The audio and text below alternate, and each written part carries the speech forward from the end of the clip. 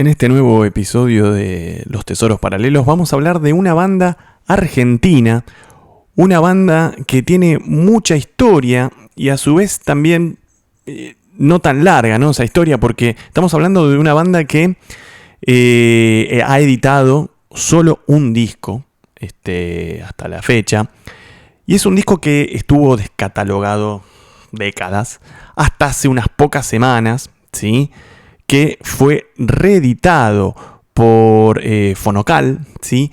La banda, como ya vieron en la miniatura, es nada más ni nada menos que Mordaz. En sus inicios se llamaba Señor Mordaz, pero bueno, dicen ahí que este nombre daba mala onda, malas vibras, etcétera. Y bueno, en el seno de la banda decidieron cambiar el nombre por Mordaz simplemente. Este disco en cuestión data del año 1986, hasta que finalmente fue reeditado ahora, a mediados del 2023. Y Mordaz en realidad nace de lo que sería la vuelta de El Reloj, ¿sí?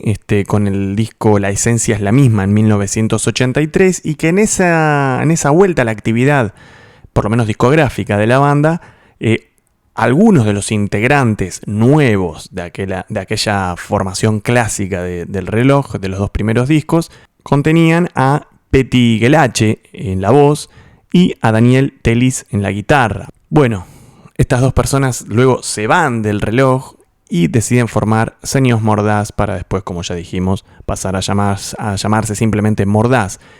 En esta ocasión Petty Guelache, quien era el cantante del Reloj, pasa a ser guitarrista rítmico y también, obviamente, cantante, entre paréntesis, gran cantante. Y obviamente Daniel Telis en la guitarra. La formación la completaría en la batería Daniel, el zurdo Alaguibe, y en el bajo Oscar López. ¿Por qué me pareció atinado hacer referencia a esta banda? Bueno, más allá de que coincide con la reedición de este disco, creo que ha sido una banda, es un claro ejemplo, Mordaz, de una banda que quizás hayan nacido en el país equivocado. ¿Y por qué digo esto? Bueno, Mordaz, sin ninguna duda, es una banda, podríamos decir, de avanzada para aquella época, ¿no? Para mediados de los 80s.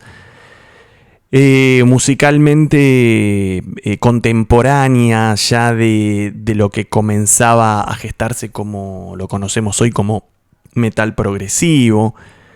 En este disco podemos encontrar clarísimas reminiscencias a Rage for Order, el segundo disco de Queensrÿche. Se pueden encontrar cosas también de Savatage, de Fates Warning, algunos pasajes muy, muy Fates Warnieros, si es que existe el término. Con obviamente un guitarrista que haría historia, ¿no? En nuestro país, Daniel Telis, ex guitarrista del Reloj, también tuvo su carrera solista, la participación en este disco que es fantástica en mi punto de vista, junto a Barilari solista, Kamikaze, bueno, no hace falta extenderse. Lamentablemente él ha fallecido en el año 2018, y un cantante muchas veces olvidado como el Petty Guelache, para mí un cantante fantástico, y en este disco en particular se pueden encontrar como varias influencias, ¿no? Teniendo en cuenta la época, me refiero a varias influencias a nivel vocal.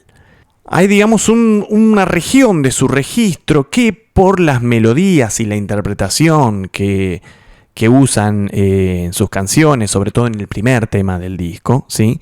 Lecturas, hay momentos de inflexiones y de fraseos muy parecidos a Miguel Abuelo, en mi opinión, ¿sí? De los Abuelos de la Nada, entre otros. Y luego es como una especie de mezcla bien de la época, ¿no? De Guy of Tate, de Queensrÿche.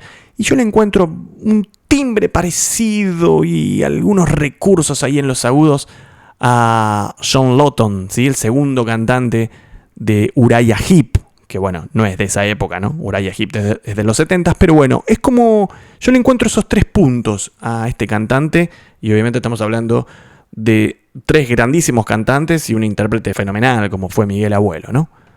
No hay mucho más para decir al respecto. La banda estuvo separada muchísimos años. Volvió a la actividad hace algunos años. Hoy la formación cuenta al Mono López, a Daniel Ki, Guillermo Herrera y David Iramain.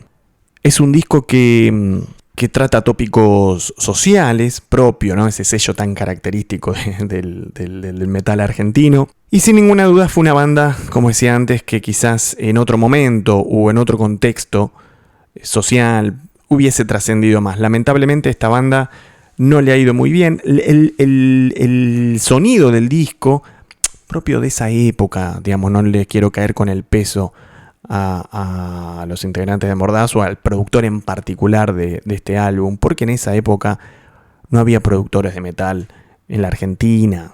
Escuchamos muchísimos discos clasiquísimos, ¿no? Como por ejemplo algunos de B8, y escuchamos las canciones completamente saturadas, rotas, errores de mezcla que hoy parecen como muy básicos, ¿no? Pero bueno, en esa época no había productores de metal, tampoco había tantos recursos, los recursos que había se exprimían al mango, a veces no se sabía utilizar en toda su dimensión.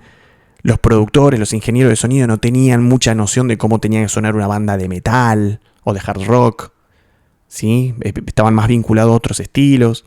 Este disco fue grabado en los estudios Panda. Claro, uno de los estudios más importantes de la historia de la industria musical en nuestro país. Pero aún así, todo en ese momento había serias falencias para llevar adelante una producción de estas características. Y esto es muy notorio. Por eso digo, no lo ayudó la época. Un contexto donde ya se empezaba como a trazar cierto, ¿cómo podríamos decir? Una especie de dogma de lo que tenía que ser el metal argentino. Y Mordaz quizás salía un poco de esos márgenes.